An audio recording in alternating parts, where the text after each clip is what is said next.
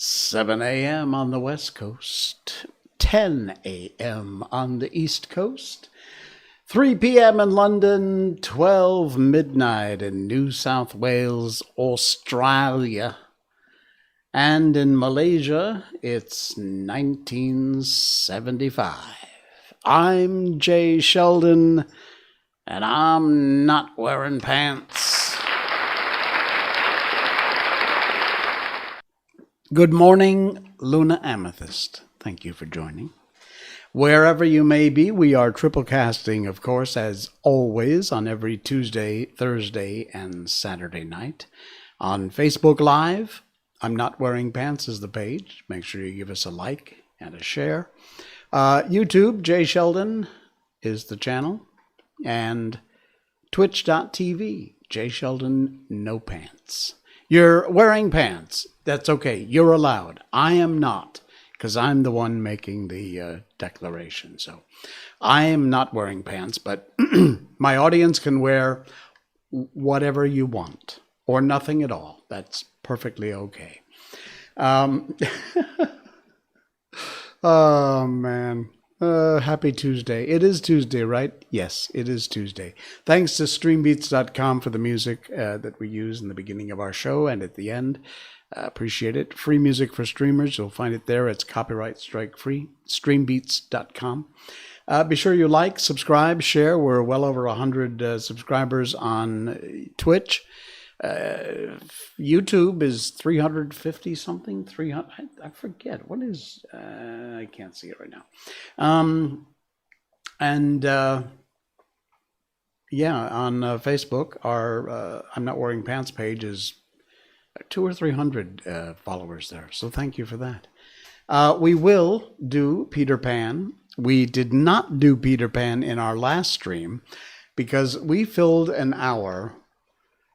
It was my 50th episode, so we had a very special guest, my brother Michael from New Jersey, southern New Jersey.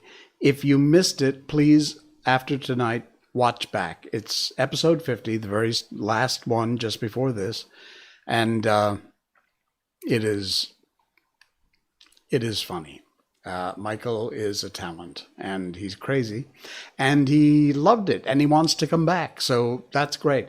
Follow him on Instagram. I think it's called Not the Robots, NOTTHEROBOTS. At Not the Robots is Michael's Instagram. Very funny content over there. Luna just woke up, was up way too late last night. Well, I hope it was for some good reason, whatever that might be. If you would like to be in touch, and Skype is not your thing, which is fine, we do have Skype.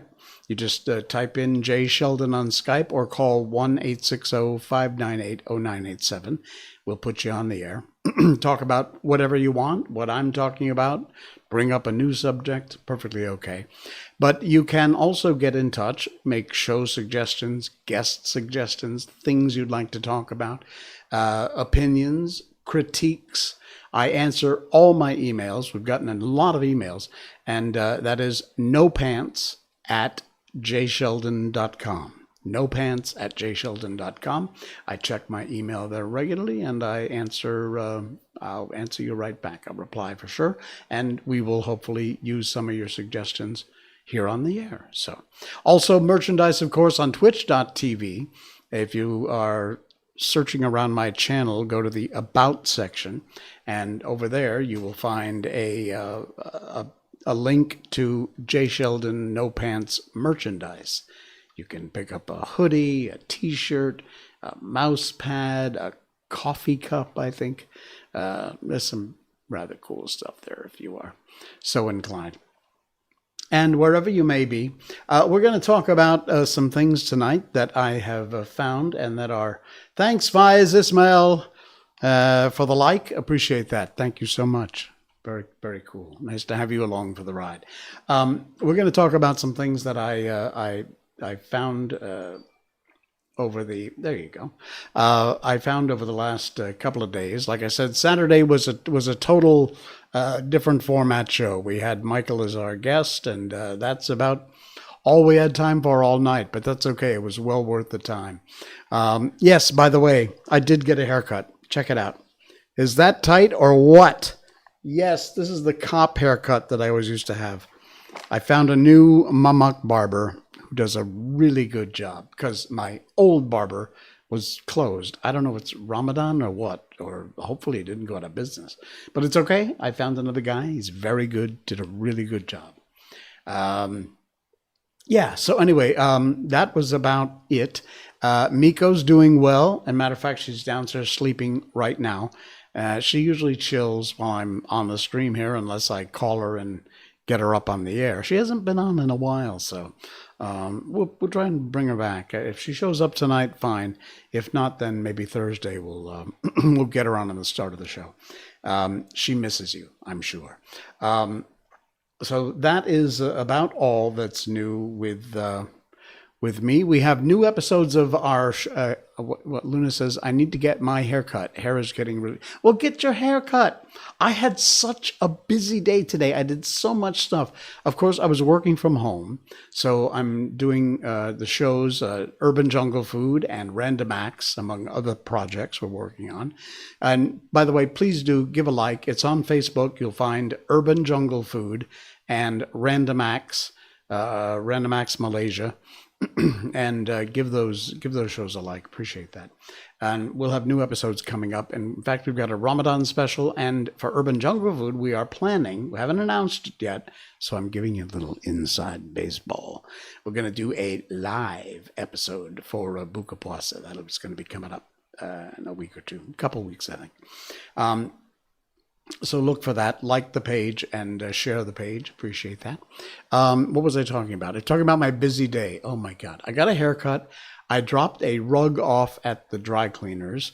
I got my car serviced. Was something else? Oh, I also got my car washed because it oh, my God. Such a mess.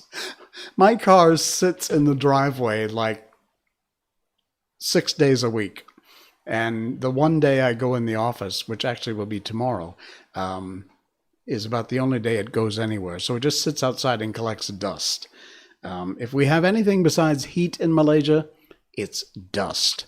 If we could find a way to export dust, we would be in like Flint. It would be very cool.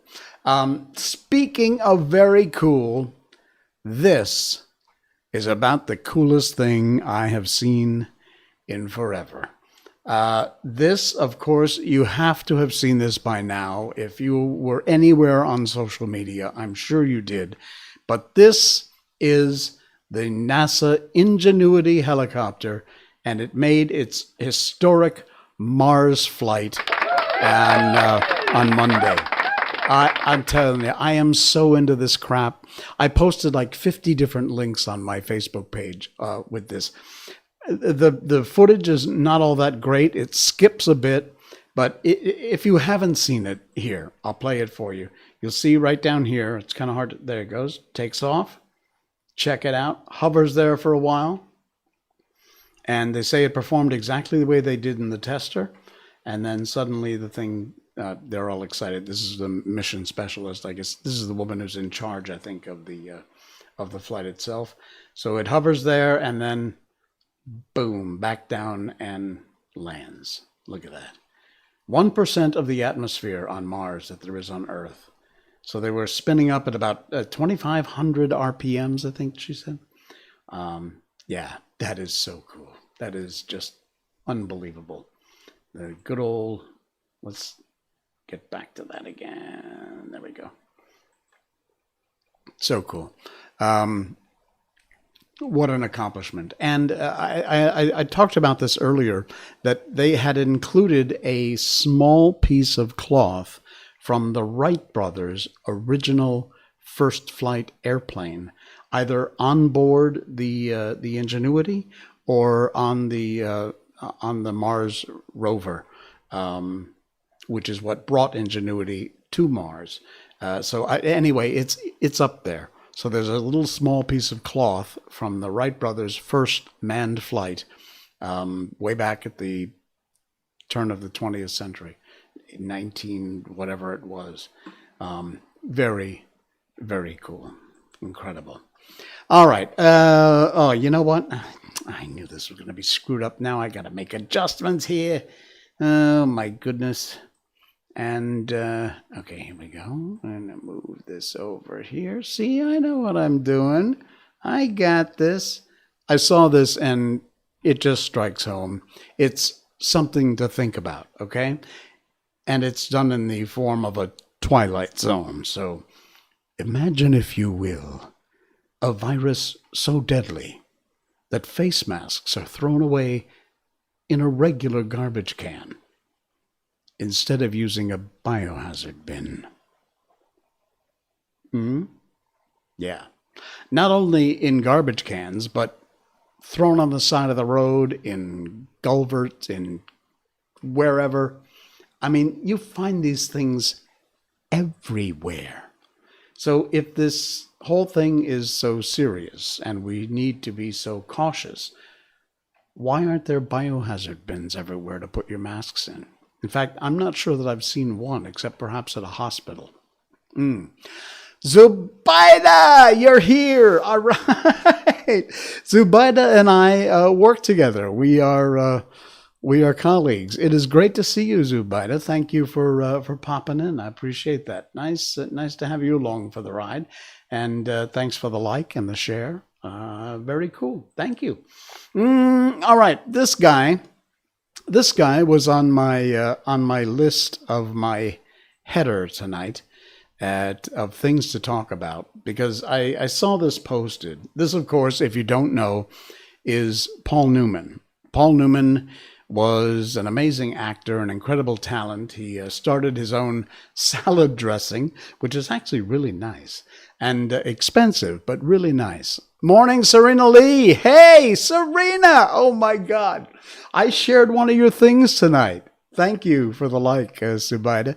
And Serena, I actually shared something that, in fact, I think maybe that last one I put up there was from you. Thank you for that. I might have another one, because you're always posting things that I'm like, yes. So keep up the good work, and thank you. All right, Paul Newman, quick story. I've told you before, and we talked, in fact, with my brother Michael's special on last Saturday night, our 50th show.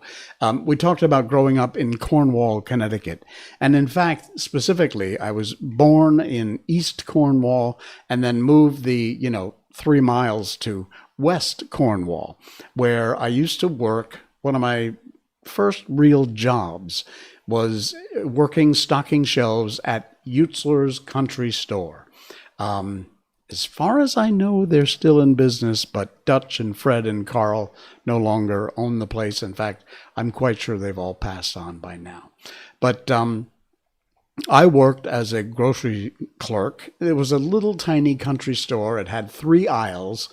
It had 5 and 10 cent ice cream cones, and it had a little tiny one and a bigger one.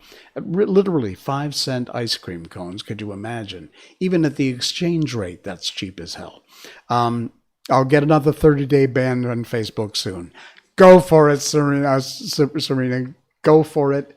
Go for it. You never give up. That's what I love about you. All right. Anyway, so I worked at Utzler store, stocking shelves, and also worked at the checkout counter and slicing cheese and doing all scooping ice cream. And among the things we did, because we were a little country store in a little tiny town, is we would carry customers' groceries out to their car if they needed it or wanted it, or if, we would just do that. We would carry the groceries out to the customers' cars for them. I would check them out, pack back when we used paper bags. By the way, remember when we used paper bags and then we replaced it with plastic to save the trees? Yeah, that didn't work out well, did it? Anyway, I got to cut this story short. We'll be here all night. I am walking out, arms full of groceries, and I'm headed towards this customer's car, and I forget what kind of car it was, but it was some hot, expensive, souped-up sports car that comes around the corner down the hill and right by Utzler store in the parking lot and comes to a stop right next to me, with the muffler going. And the window rolls down, and the guy inside, honestly, I can't remember what he asked, but he was looking for directions to something. And so I leaned over, because it was a low sports car, little two-seater. I leaned over and, because the guy goes, "Hey, excuse me." So I lean over and I lean into the window. And this was back in the days when we trusted people. And I would never do that today. The guy says, "Could you tell me where whatever it is?"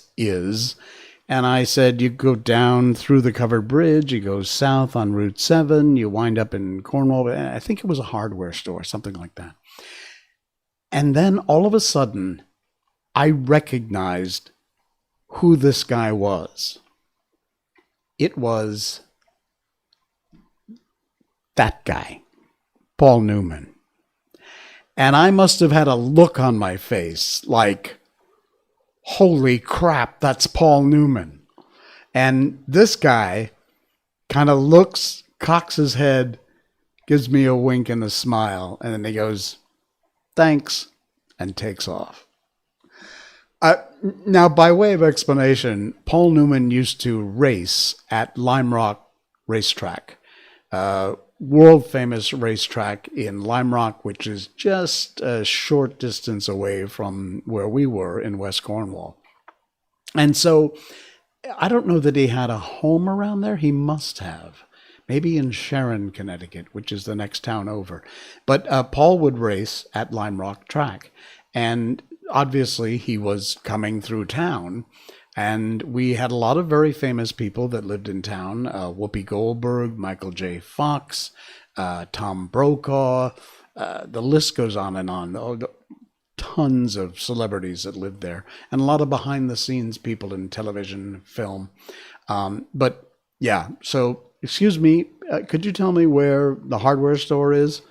It's down there, and you go down, and you go, and then suddenly I was like, holy crap. And he just does that head cock and that wink and thanks. Off he goes. Boom. It was very cool. It was a really cool experience. I ran into Whoopi in the liquor store, the package store as we call them, and yeah, that was my encounter with the amazing Paul Newman. And I found this too. You got to check this out. Who did? Oh, Leslie. Leslie posted this. I give him a credit for this. Check this out. Looks like a really dope concert, doesn't it? Huh? You see all the wait, let me get my mouse back. You see all the people here and the stage and the lighting and everything. Looks like a very cool concert until you realize it's a cotton harvester. Seriously, doesn't that look like a concert shot?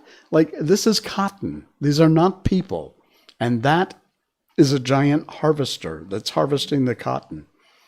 But it really does look night podcast. Are you saying good night, Zubaida, or are you just mentioning that it is a night podcast? I have no idea. Okay. Oh, love this. Love this. Saw a quote, and this is what it said, and you really need to take this to heart. Write it down, tattoo it on your forehead.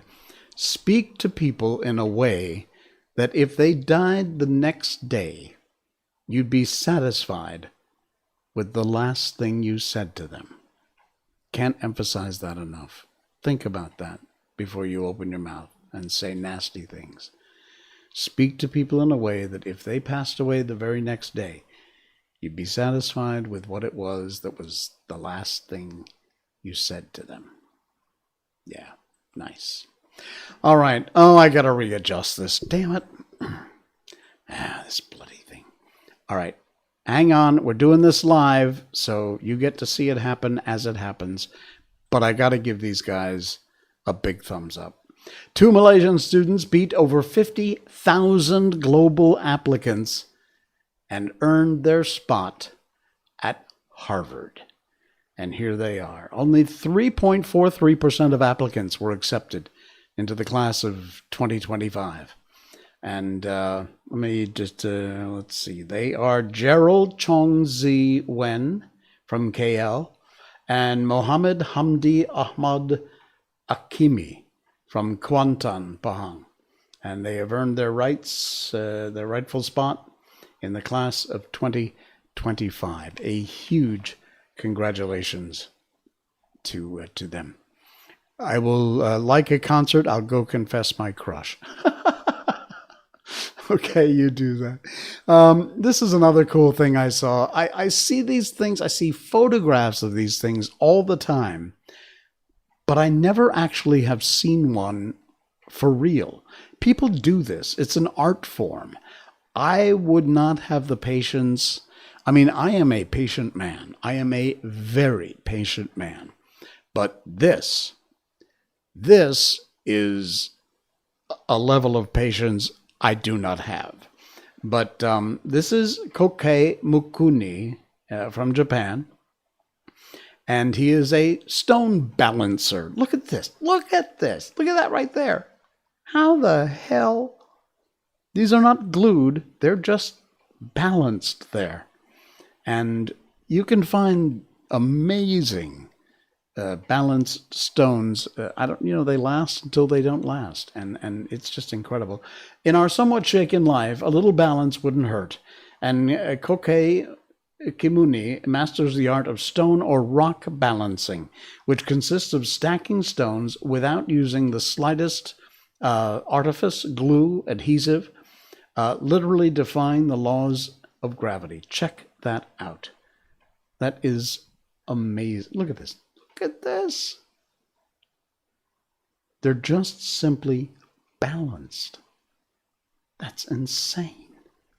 And like I said, whoa, man. This is, Serena, you love doing this? Serious? You do this. This is crazy. Look at that. It's even taller. Holy crap. Look at that little one right there. Right there. That's amazing.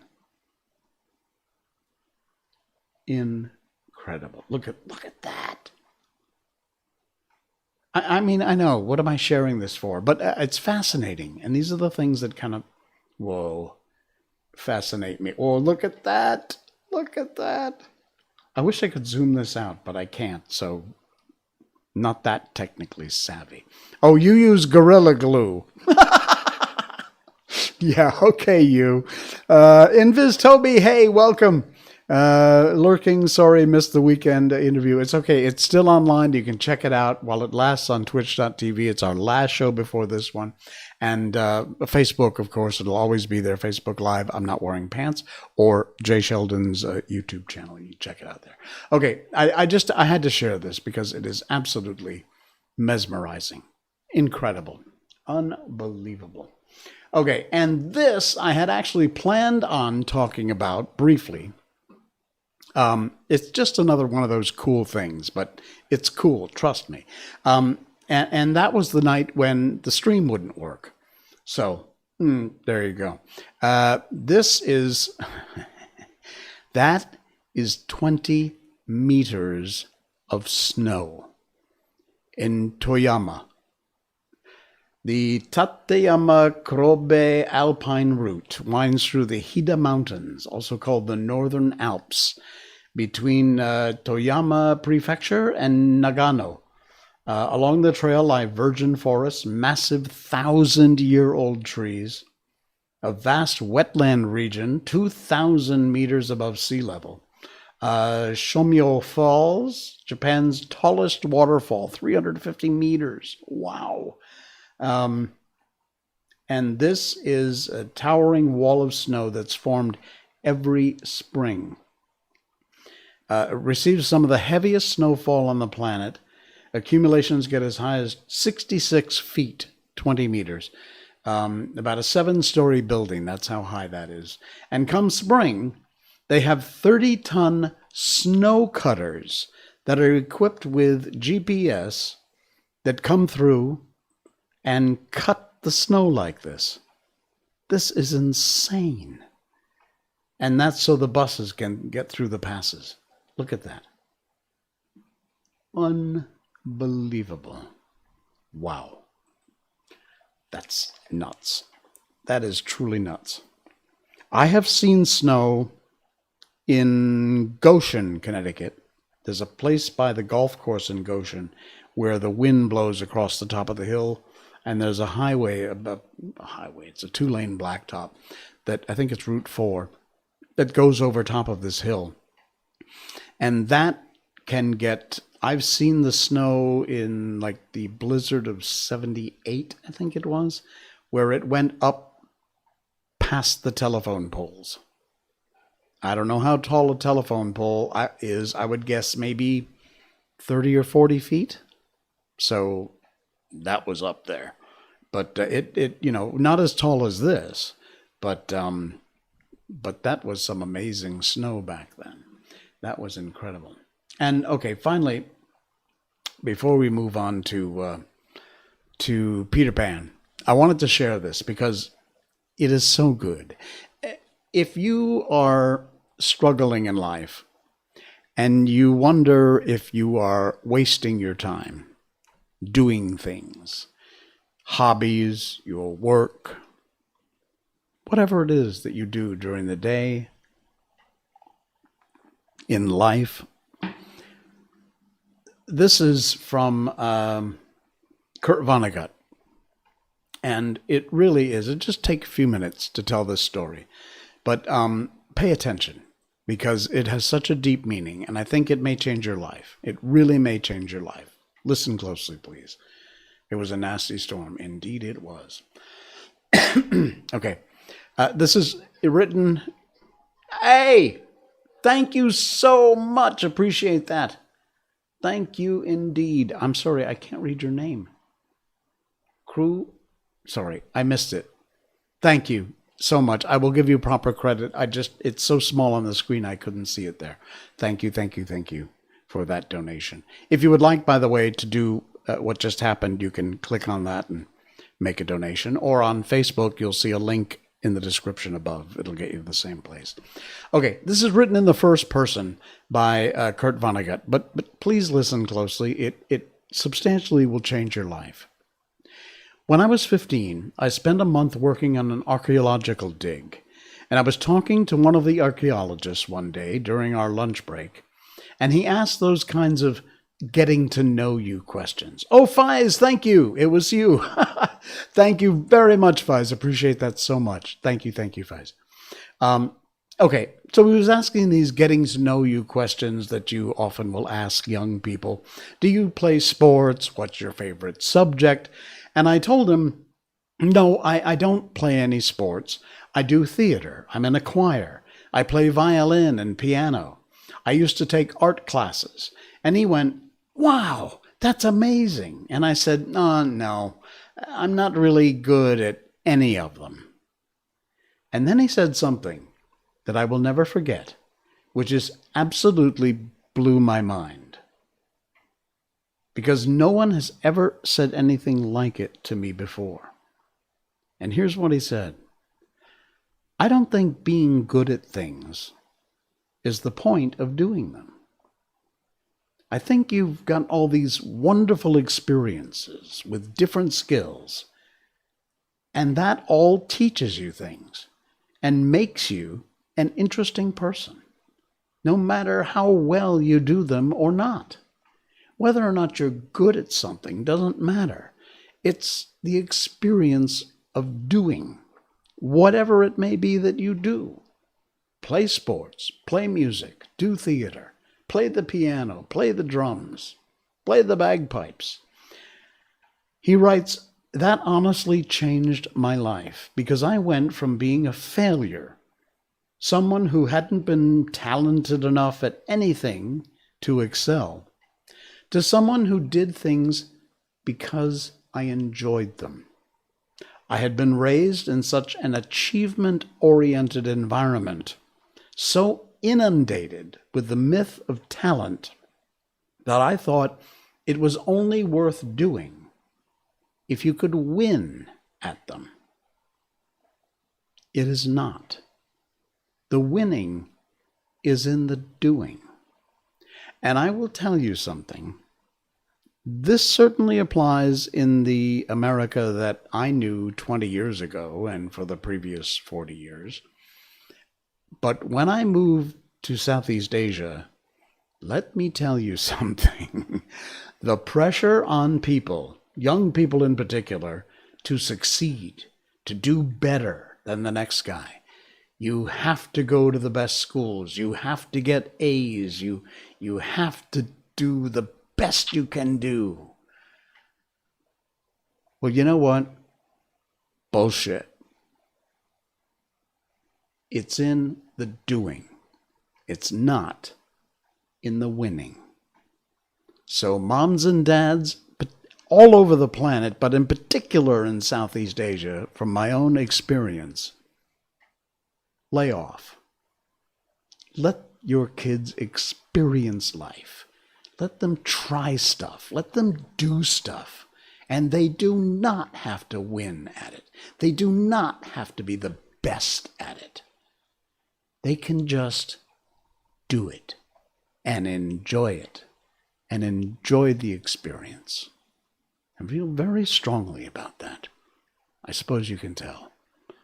But I saw that from Kurt Vonnegut and I thought, damn it, yes, that's exactly right. And people need to learn that. Take it to heart. Do whatever it is you want to do and enjoy it. And do not feel you have to be the best at it. You just have to do it. Wow. All right. I'm really getting great at being banned from Facebook. No, not me. That's Serena. If you're on twitch.tv, you're missing the Facebook comments. If you're on Facebook, you're missing the Twitch comments. And everybody's missing the YouTube comments. So I have them all in one place here, a multi-stream chat, and I can see where people are and what they're saying. I can't reply in the chat. I can only reply here, but that's fine. So I wish they would be able to cross-figure all these things so everybody could see everybody, but that's all right. Everybody's got their own little communities going on here and everything that's happening, so that's fine. Okay, I can't get into this now, but I had another piece of content from like 8 years ago taken down off of my Facebook page. I don't know. Do they just randomly go through people's profiles? I mean, this thing was years ago. It was a joke, obviously, but either the AI or the Facebook checkers aren't smart enough to realize when something is a joke, and so they marked it and deleted it. I'll show you because I screen captured it. It's the dumbest freaking thing ever, but it's not the first time. I've got two episodes now of Facebook cutting something out because they don't understand what comedy is. Yeah. Okay. What is shock? Oh, there. That's for Facebook's AI. Good luck with the getting banned, Serena. I wish you the best. And I always miss you when you are in jail on Facebook. So when you wind up in jail, please come back soon and dance on that line as often as you can. All right. I need a little bit more coffee. Just forgive me. Hold on 1 second. Oh, by the way, you love my shirt? Is that cool? That's a sloth hanging on to the box. It's a sloth. I love sloths. Wow, that mic's really sensitive. It's picking up everything tonight. Okay, you know what time it is? Yes, it is time to move on to Peter Pan. We're doing chapter 3 tonight. We did not get a chance for like 2 nights in a row because Thursday of last week we had a complete technical meltdown. I didn't get on the air. I did a quick recording, which I posted, that it was explaining that everything is mucked up. And then, of course, Saturday night was our 50th anniversary, a 50th show special with my brother Michael, which turned out to be really funny. If you missed it, please watch the previous stream after this one. Wait till this one's over, and then give a watch on the stream. It's our 50th show 50, episode 50, and that's with my brother Michael live from New Jersey. He's crazy. We got to have him back. We will do that. He wants to come back, so we'll have him back on soon. Okay. By way of explanation, if you're new to the stream, they're bots. Go to your setting and click on block friends. Hold on. Type in bots and delete them. Really? I will do that. All right. Thank you. Thanks, Serena. You would know. You would know of anybody. Okay, if you don't know, at the end of every stream, we spend the last 20 minutes or so reading a book, a chapter from a book, normally. We started with The Wonderful Wizard of Oz, and then we moved on to The Velveteen Rabbit, and now we are doing Peter Pan. And these are all come to us from the good folks at the Gutenberg Project. That's Gutenberg.org. You can go there, find free, copyright-free, public domain books. All the classics are there from whatever genre you can imagine. It's all there. If it's public domain, you'll find it at the Gutenberg Project. I encourage you to go there, help support them. So Peter Pan is in the public domain, and indeed that's the book that we picked next. We are on chapter 3, and it is called Come Away, Come Away. So, without further ado, for a moment, after Mrs. and Mrs. Darling left the house, the nightlights by the beds of the 3 children continued to burn clearly. They were awfully nice little nightlights, and one cannot help wishing that they could have kept awake to see Peter. But Wendy's light blinked and gave such a yawn that the other 2 yawned also, and before they could close their mouths, all 3 went out. There was another light in the room now, 1,000 times brighter than the nightlights, and in the time we have taken to say this, it had been in all the drawers in the nursery, looking for Peter's shadow. Rummaging the wardrobe, turned every pocket inside out. It was not really a light. It made this light by flashing about so quickly. But when it came to rest for a second, you saw it was a fairy. No longer than your hand, but still growing. It was a girl called Tinker Bell, exquisitely gowned in a skeleton leaf, cut low and square, through which her figure could be seen to the best advantage. She was slightly inclined to embonpoint. A moment after the fairy's entrance, the window was blown open by the breath of the little stars, and Peter dropped in. He had carried Tinker Bell part of the way, and his hand was still messy with fairy dust. "Tinker Bell," he called softly, after making sure that the children were asleep. "Tink, where are you?" She was in a jug for the moment, and liked it extremely. She had never been in a jug before. "Oh, do come out of that jug and tell me, do you know where they put my shadow?" The loveliest tinkle, as of golden bells, answered him. "It is the fairy language.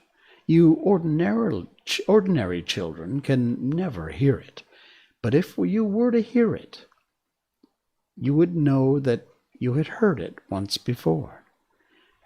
Tink said that the shadow was in the big box. She meant the chest of drawers, and Peter jumped at the drawers, scattering their contents to the floor with both hands as kings toss halfpence to the crowd. In a moment he had recovered his shadow, and in his delight he forgot that he had shut Tinker Bell up in the drawer. If he thought at all, but I don't believe he ever thought, it was that he and his shadow, when brought near each other, would join like drops of water, and when they did not, he was appalled. He tried to stick it on with soap from the bathroom, but that also failed. A shudder passed through Peter, and he sat on the floor and cried. His sobs woke Wendy, and she sat up in bed. She was not alarmed to see a stranger crying in the nursery floor. She was only pleasantly interested. "Boy," she said curiously, "why are you crying?" Peter could be exceedingly polite, having learned the grand manner at fairy ceremonies, and he rose and bowed to her beautifully. She was much pleased and bowed beautifully to him from the bed. "What's your name?" he asked.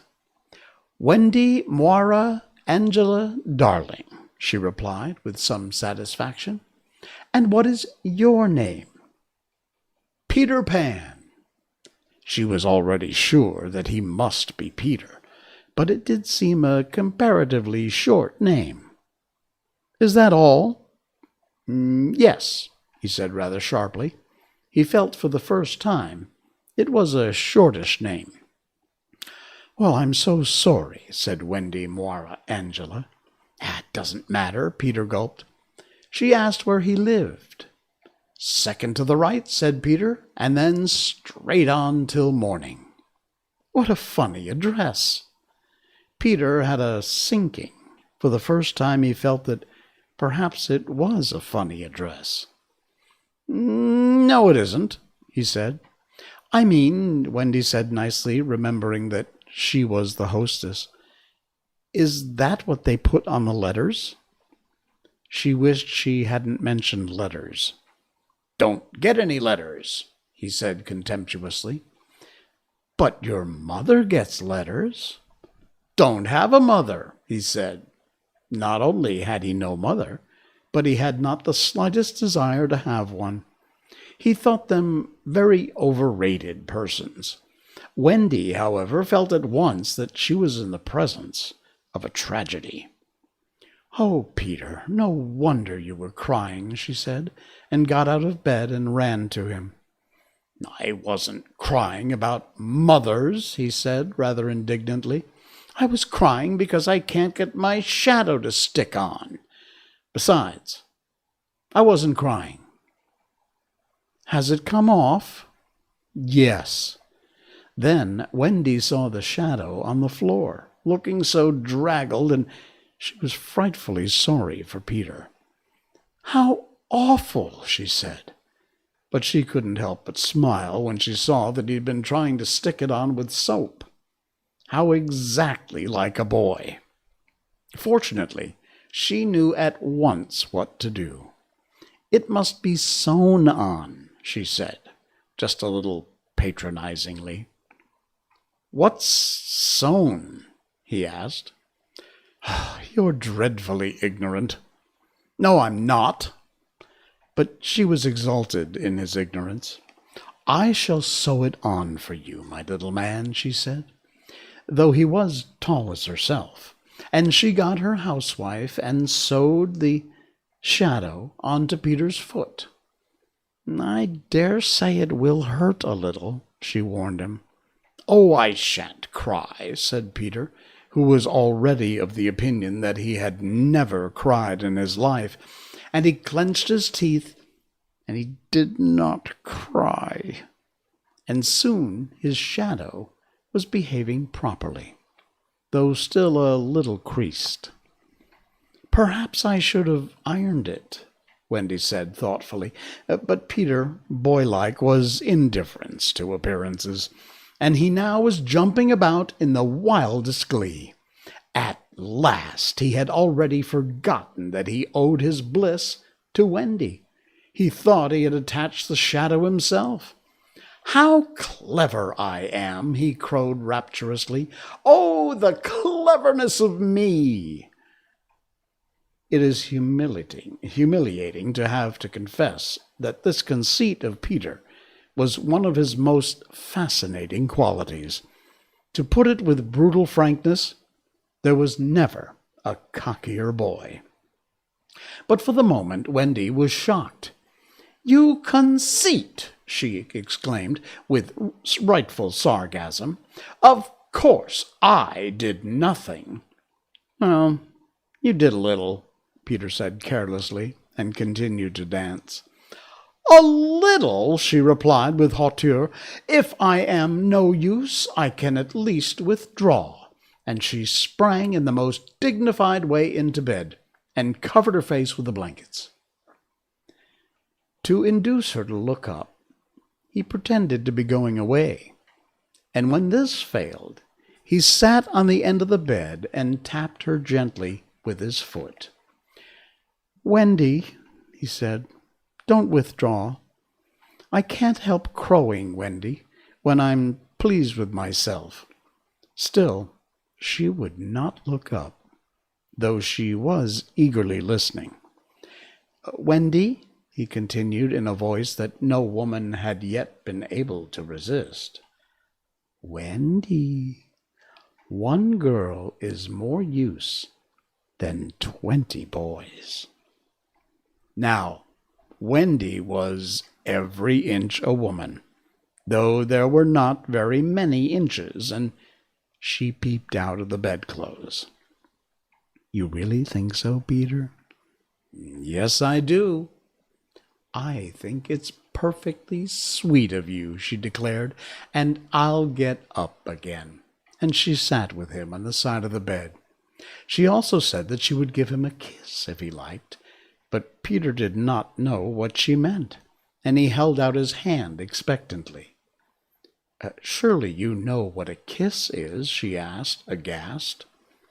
I shall know when you give it to me, he replied stiffly, and not to hurt his feelings, she gave him a thimble. Now, said he, shall I give you a kiss? And she replied with a slight primness. If you please. She made herself rather cheap by inclining her face towards him, but he merely dropped an acorn button into her hand, and she slowly returned her face to where it had been before, and said nicely that she would wear his kiss on the chain around her neck. It was lucky that she did put it on that chain, for it was afterwards to save her life. When people in our set are introduced, it is customary for them to ask each other's age. And so Wendy, who always liked to do the correct thing, asked Peter how old he was. It was not really a happy question to ask him. It was like an examination paper that asks grammar, when what you want to be asked is Kings of England. I don't know, he replied uneasily, but I'm quite young. He really knew nothing about it. He had merely suspicions, but he said that at a venture, Wendy, I ran away the day I was born. Well, Wendy was quite surprised, but interested, and she indicated in the charming drawing-room manner by a touch on her nightgown that he could sit nearer her. "It was because I heard Father and Mother," he explained in a low voice, "talking about what I was to be when I became a man." He was extraordinarily aggravated now. "I don't want ever to be a man," he said with passion. "I want always to be a little boy and have fun. So I ran away to Kensington Gardens and lived a long, long time among the fairies." She gave him a look of the most intense admiration, and he thought it was because he had run away, but it was really because he knew fairies. Wendy lived in such a home that to know fairies struck her as quite delightful. She poured out questions about them, to his surprise. It had to give them a hiding. Still, she liked them on the whole, and he told her about the beginning of fairies. "You see, Wendy, when the first baby laughed, for the first time, its laugh broke into 1,000 pieces, and they all went skipping about, and that was the beginning of fairies." Tedious talk, this, but being a stay-at-home, she liked it. "And so," he went on good-naturedly, "there ought to be one fairy for every boy and girl." "Ought to be? There isn't?" "Oh, no. You see, children know such a lot now. They soon don't believe in fairies, and every time a child says, 'I don't believe in fairies,' there is a fairy somewhere that falls down dead." Really, he thought that they had now talked enough about fairies, and it struck him that Tinker Bell was keeping very quiet. "I can't think where she's gone to," he said, rising, and he called Tink by name. Wendy's heart went flutter with a sudden thrill. "Peter," she cried, clutching him, "you don't mean to tell me that there is a fairy in this room?" "Oh, she was here just now," he said a little impatiently. "You don't hear her, do you?" And they both listened. "The only sound I hear," said Wendy, "is like a tinkle of bells." "Well, that's Tink. That's the fairy language. I think I can hear her too." The sound came from the chest of drawers, and Peter made a merry face. No one could ever look quite so merry as Peter, and the loveliest of gurgles was his laugh, and had his first laugh still. "Wendy," she whispered gleefully, "I do believe I shut her up in the drawer." He let poor Tink out of the drawer, and she flew about the nursery, screaming with fury. "You shouldn't say such things," Peter retorted. "Of course I'm very sorry, but how could I know you were in the drawer?" Wendy was not listening to him. "Oh, Peter," she cried, "if she would only stand still and let me see her." "Oh, they hardly ever stand still," he said, but for one moment Wendy saw the romantic figure come to rest on the cuckoo clock. "Oh, the lovely!" she cried, though Tink's face was still distorted with passion. "Tink," Peter said amiably, "this lady says she wishes you were her fairy." Tinker Bell answered insolently. "What does she say, Peter?" He had to translate. "She is not very polite. She says you are a great ugly girl, and that she is my fairy." He tried to argue with Tink. "You know you can't be my fairy, Tink, because I am a gentleman and you're a lady." To this Twink replied in these words, "You silly ass," and disappeared into the bathroom. "She's quite a common fairy," Peter explained apologetically. "She's called Tinker Bell because she mends the pots and kettles." They were together in the armchair by this time, and Wendy plied him with more questions. "If you don't live in Kensington Gardens now, sometimes I still do, but where do you live mostly now?" "With the lost boys." Well, who are they?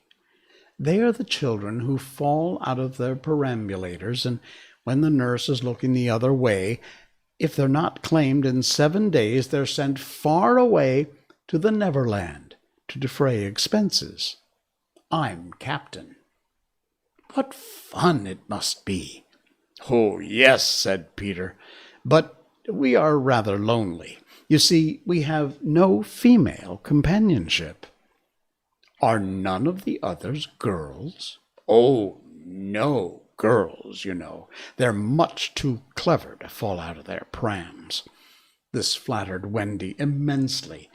"I think," she said, "it is perfectly lovely the way you talk about girls. John there just despises us." For reply, Peter rose and kicked John out of bed, blankets and all, one kick. This seemed to Wendy rather forward for a first meeting, and she told him with spirit that he was not the captain in her house. However, John continued sleeping so placidly on the floor that she allowed him to remain there. "And I know you meant to be kind," she said, relenting, "so you may give me a kiss." For the moment, she'd forgotten his ignorance about kisses. "I thought you would want it back," he said a little bitterly, and offered to return her the thimble. "Oh, dear," said the nice Wendy, "I don't mean a kiss. I mean a thimble." "What's that?" "It's like this." And she kissed him. "Funny," said Peter gravely. "Now, shall I give you a thimble?" "If you wish to," said Wendy, keeping her head erect this time. Peter thimbled her, and almost immediately she screeched. "What is it, Wendy?" "It was exactly as if someone were pulling my hair." "That must have been Tink. I never knew her so naughty before." And indeed, Tink was darting about again, using offensive language. "She says she will do that to you, Wendy, every time I give you a thimble." "But why?" "Why, Tink?" Again Tink replied, "You silly ass." Peter could not understand why, but Wendy understood, and she was just slightly disappointed when he admitted that he'd come to the nursery window not to see her, but to listen to stories. "You see, I don't know any stories. None of the Lost Boys know any stories." "Well, how perfectly awful," Wendy said. "Do you know," Peter asked, "why swallows build in the eaves of houses? It is to listen to the stories. Oh, Wendy, your mother was telling you such a lovely story." "What story was it?" "About the prince who couldn't find the lady who wore the glass slipper." "Peter," said Wendy excitedly, "that was Cinderella, and he found her, and they lived happily ever after." Peter was so glad that he rose from the floor where they'd been sitting and hurried to the window. "Where are you going?" she cried misgivingly. "To tell the other boys." "Oh, don't go, Peter," she entreated. "I know such lots of stories." Those were her precise words, so there can be no denying that it was she who first tempted him. He came back, and there was a greedy look in his eyes now which ought to have alarmed her, but it did not. "Oh, the stories I could tell to the boys," she cried, and then Peter gripped her and began to draw her toward the window. "Let me go," she ordered him. "Wendy, do come with me and tell the other boys." Of course, she was very pleased to be asked, but she said, "Oh, dear, I can't. Think of Mummy. Besides, I can't fly." "Oh, I'll teach you." "Oh, how lovely to fly. I'll teach you how to jump on the wind's back, and then away we'll go." "Oh," she exclaimed, Wendy, when you are sleeping in your silly bed, you ought to be flying about with me, saying funny things to the stars." "Ooh, and Wendy, there are mermaids." Mermaids with tails? Such long tails! Oh, cried Wendy, to see a mermaid! He'd become frighteningly cunning. Wendy, he said, how we should all respect you. She was wriggling her body in distress, but it was quite as if she were trying to remain on the nursery floor. But he had no pity for her. Wendy, he said, the sly one, you could tuck us in at night. Ooh, none of us has ever been tucked in at night. Oh, and her arms went out to him. And you could darn our clothes and make pockets for us. None of us have any pockets. How could she resist? Of course, it's awfully fascinating, she cried. Peter, would you teach John and Michael to fly too? If you like, he said indifferently, and he ran to John and Michael and shook them. Wake up, she cried. Peter Pan has come, and he is going to teach us to fly. John rubbed his eyes. Then I shall get up, he said. Of course, he was on the floor already. Hello, he said. I'm up. Michael was up by this time also, looking as sharp as a knife, with 6 blades and a saw, but Peter suddenly signed silence. Their faces assumed the awful craftiness of children listening for sounds from the grown-up world. All was as still as salt. And then everything was right. No, stop! Everything was wrong. Nana, who had been barking distressfully all evening, was quiet now, and it was her silence that they had heard. Out with the light! Hide! Quick! Cried John, taking command for the only time throughout the whole adventure.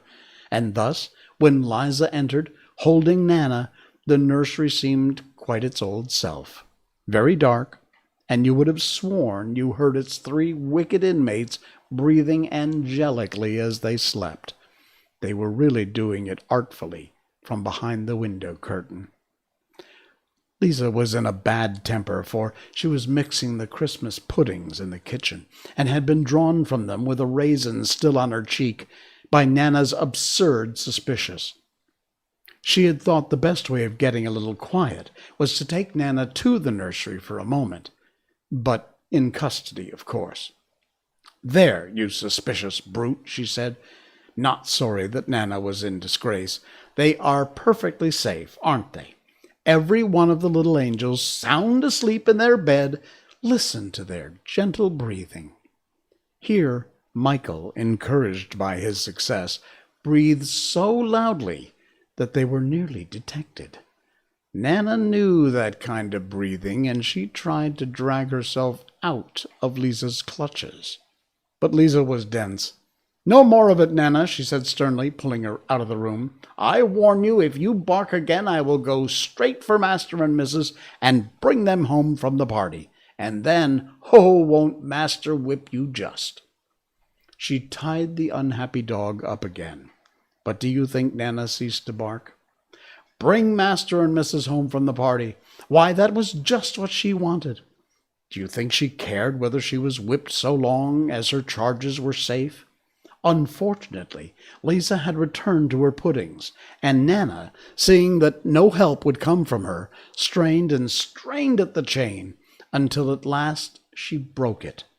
In another moment she had burst into the dining room of 27 and flung her paws to heaven, her most expressive way of making a communication. Mr. and Mrs. Darling knew at once that something terrible was happening in the nursery, and without a good-bye to their hostess, they rushed into the street. But it was now 10 minutes since 3 scoundrels had been breathing behind the curtains, and Peter can do a great deal in 10 minutes. We now return to the nursery. It's all right, John announced, emerging from his hiding place. I say, Peter, can you really fly? Well, instead of troubling to answer him, Peter flew around the room, taking the mantelpiece on the way. How topping, said Michael and John. How sweet, cried Wendy. Yes, I'm sweet. Oh, I am sweet, said Peter, forgetting his manners again. It looked delightfully easy, and they tried it at first from the floor and then from the beds, but they always went down instead of up. I say, how do you do it? Said John, rubbing his knee. He was quite a practical boy. Well, you just think lovely, wonderful thoughts, Peter explained, and they lift you up in the air. He showed them again. You're so nippy at it, John said. Couldn't you do it very slowly once? Peter did it both slowly and quickly. I've got it now, Wendy, cried John, but soon he found he had not. Not one of them could fly an inch, even though Michael was in words of 2 syllables, and Peter did not know A from Z. Of course, Peter had been trifling with them, for no one can fly unless fairy dust has been blown on him. Fortunately, as we have mentioned, one of his hands was messy with it, and he blew some on each of them, with the most superb results. Now, just wiggle your shoulders this way, he said, and let go. They were all on their beds, and gallant Michael let go first. He did not quite mean to let go, but he did it, and immediately he was borne across the room. I flewed, he screamed while still in midair. John let go and met Wendy near the bathroom. Oh, lovely! Oh, ripping! Look at me! Look at me! Look at me! They were not nearly as elegant as Peter.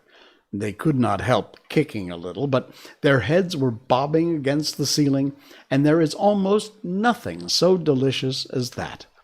Peter gave Wendy a hand at first, but had to desist. Tink was so indignant. Up and down they went, and round. Heavenly was Wendy's word. I say, cried John, why shouldn't we all go out? Of course, it was to this that Peter had been luring them. Michael was ready. He wanted to see how long it took him to do 1,000,000,000 miles. But Wendy hesitated. Mermaids, said Peter again. Ooh, and are there pirates? Pirates, cried John, seizing his Sunday hat. Let's go at once. It was just at this moment that Mr. and Mrs. Darling hurried with Nana out of 27. They ran into the middle of the street to look up at the nursery window, and yes, it was still shut. But the room was ablaze with light. The most heart-gripping sight of all, they could see in shadow on the curtain 3 little figures in night attire, circling round and round, not on the floor, but in the air. And not 3 figures, 4. In a tremble they opened the street door. Mr. Darling would have rushed upstairs, but Mrs. Darling signed him to go softly. They even tried to make her heart go softly. Will they reach the nursery in time? If so, how delightful for them! And we shall all breathe a sigh of relief. But there will be no story. On the other hand, if they're not in time, I solemnly promise that will all come right in the end. They would have reached the nursery in time had it not been that the little stars were watching them. And once again the stars blew the window open, and that smallest star of all called out, Cave, Peter! Then Peter knew that there was not a moment to lose. Come, he cried imperiously, and soared out the window into the night, followed by John and Michael and Wendy. Mr. and Mrs. Darling and Nana rushed into the nursery. Too late. The birds were flown. Wow. Wow, that was a long chapter. Yeah, a very long chapter, about 30 minutes worth. Oh my God, a few of you stuck with me. Thank you. Coming up next time, we'll do chapter 4, which is called The Flight. Dang, that was a long chapter. Okay, coffee time, and then we got to say our goodbyes. What did I miss? Not too much. Their bots got that. Iskandar says, you sound like a narrator from a documentary. Well, I have actually done many narrations for documentaries, so maybe that's why. Oh, my. All right, guys. Thanks so much for joining. Facebook Live, we are I'm Not Wearing Pants as the page. Please like and subscribe and share. Twitch.tv, J. Sheldon No Pants. You can subscribe over there. And also, of course, YouTube, where you'll find us live on YouTube, J. Sheldon's YouTube channel. Check us out there. Thank you for chats and comments. Thank you so much for the donation here. Thank you. Appreciate that very much. And thanks, Invis Toby. Thank you. All right. We'll see you again on Thursday night for another live stream on our Triplecast. And until then, we thank you so much for joining. I'm Jay Sheldon, and I'm not wearing pants. Good night, everybody.